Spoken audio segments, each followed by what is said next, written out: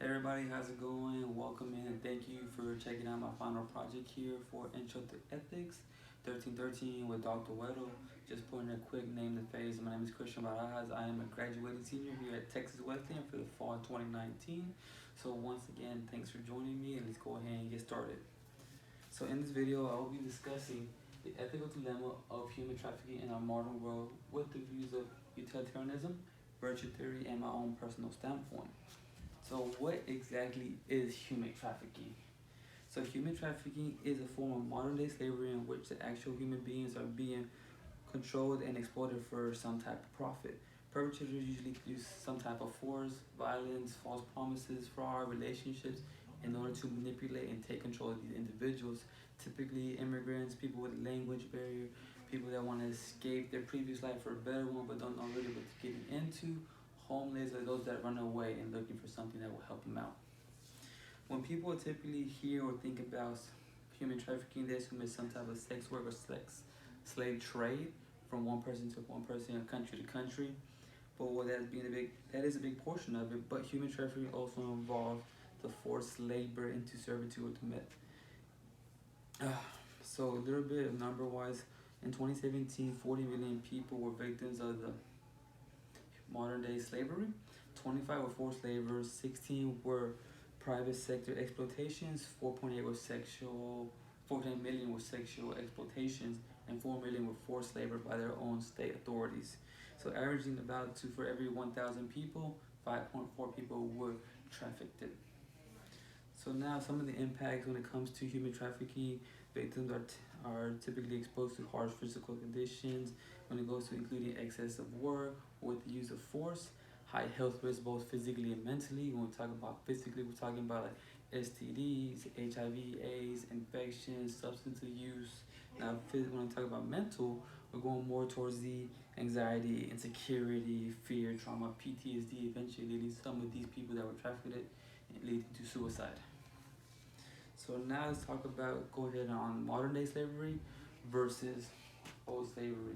So when it comes to these two, they do have some similarity that they do share, but then also at the same time, their differences is what really sets them apart. The similarity they share, they both are they both have the people in slave-like conditions and they use them for their own personal gain, whether for money, work, physical labor, and they're held against their will. Now the differences are, going first with modern day slavery, is going to be that there's little to no investment at all when it comes to modern day slavery. They get an immense profit out of each and every person they traffic just because, just because they're not legally owned, but they're used and controlled by physical force or violence. Usually they see them as easily replaceable. They have no problem if one of them is no longer able to do what they want them to do because they have their next people lined up ready to go. Like, hey, as soon as you're done, you're going to be replaced with so-and-so.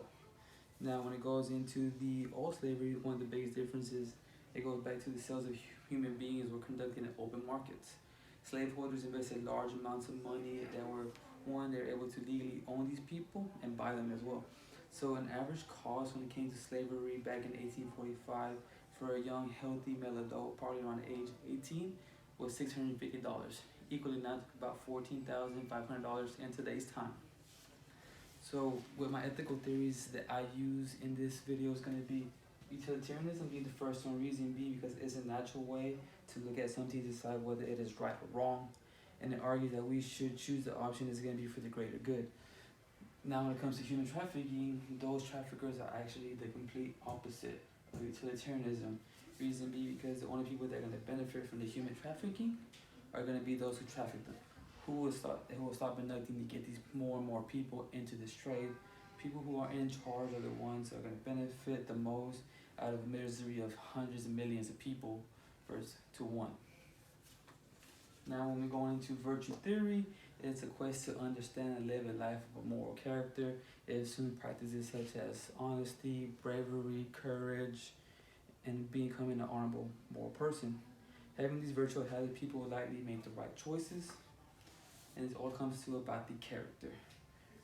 Crimes such as human trafficking, who practice the immoral ways to treat people as simple objects that can be replaced with no remorse, will never allow this world to become a true and virtue theory. because in that being said, not enough is being done when it comes to human trafficking. Some people know about it, some people don't care about it too much just because, hey, it is not affecting their immediate lives right then and there. But when it comes to what if that was your sibling, your spouse, your child that has somehow made their way into the slave, they were manipulated or controlled, with all the evil that lurks in the shadows, we as human beings will never see a true virtuous will in today's time or anytime soon. Thank you, everybody, and that is my project on human trafficking here for Intro to Ethics.